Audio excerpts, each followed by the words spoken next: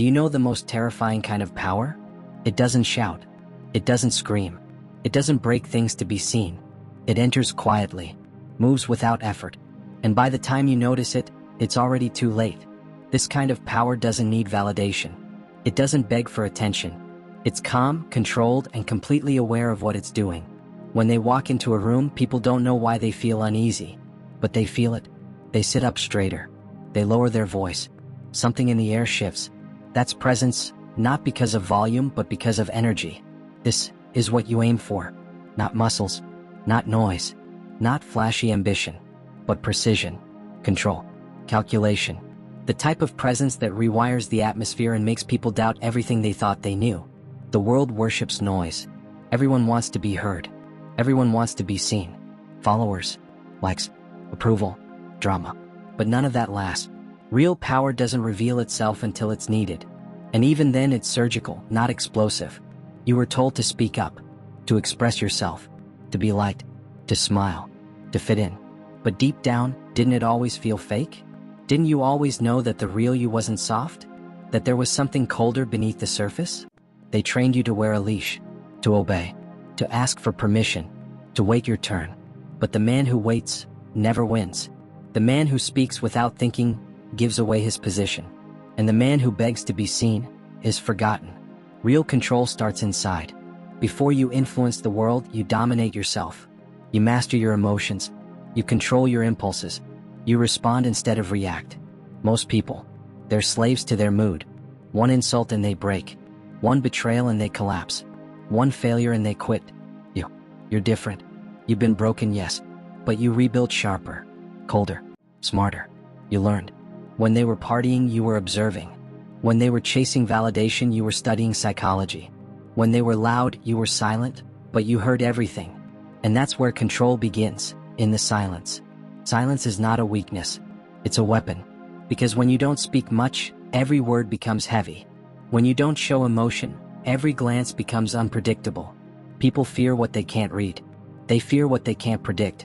They fear you, not because you threaten them, but because they don't know what you're thinking.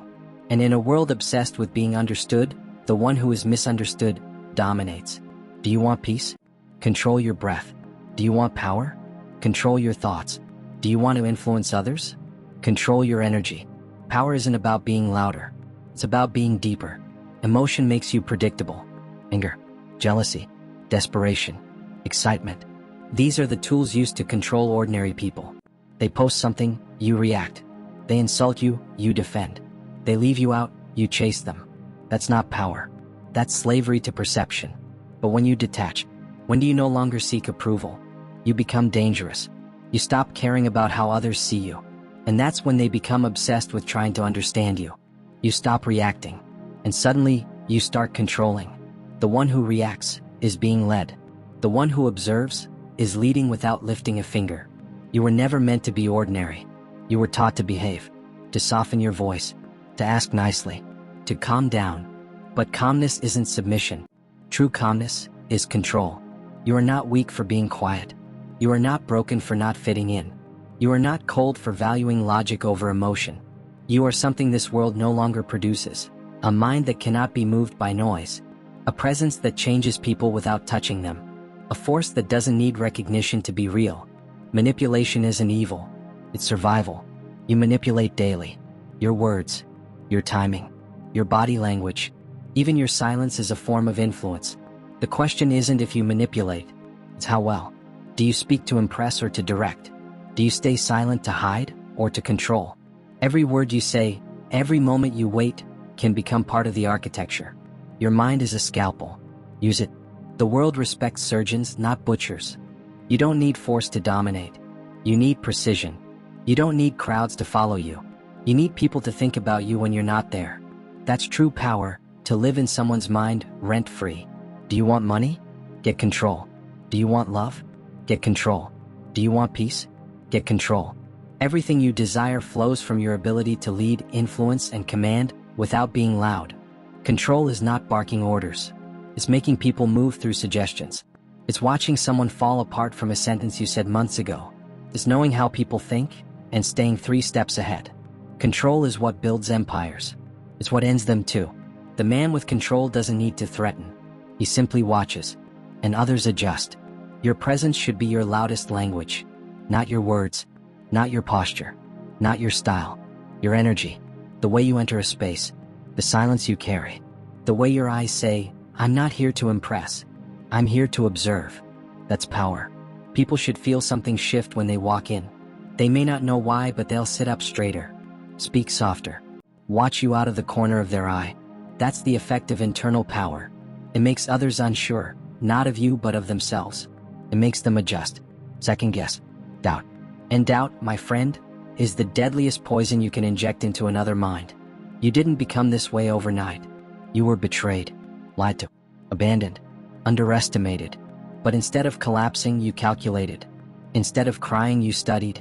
And now, you don't just understand pain, you weaponize it. They thought they were breaking you. They were building you. You took every insult and turned it into strategy. Every rejection became redirection. Every failure became fuel. They built a monster by trying to tame you. Stop needing attention. Stop chasing approval. Stop explaining yourself to people who will never understand. Detach, emotionally, mentally, spiritually, from chaos, from trends, from noise.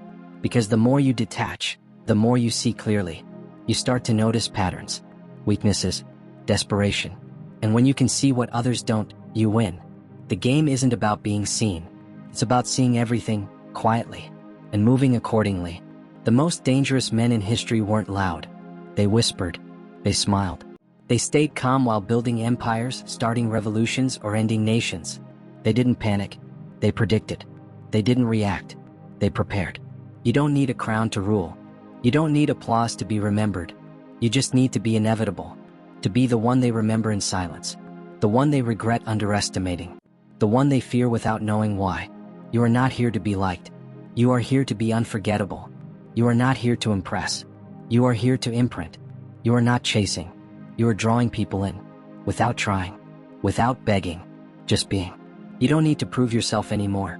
You don't need to win every argument. Your silence is the victory. Your calm is the threat. Your presence is the pressure. Let them talk. Let them laugh. Let them mock. They only do it because they know you're different. And deep down, they fear what they can't control. You are no longer one of them. You are evolution. Cold, controlled, calculated. And when the world falls apart, you will not panic. You will not scream. You will rise. Quietly. Comment, "I'm already becoming him," if you're ready to stop reacting and start controlling. The quiet ones often emerge victorious in the end. Because while others chase power, you become it.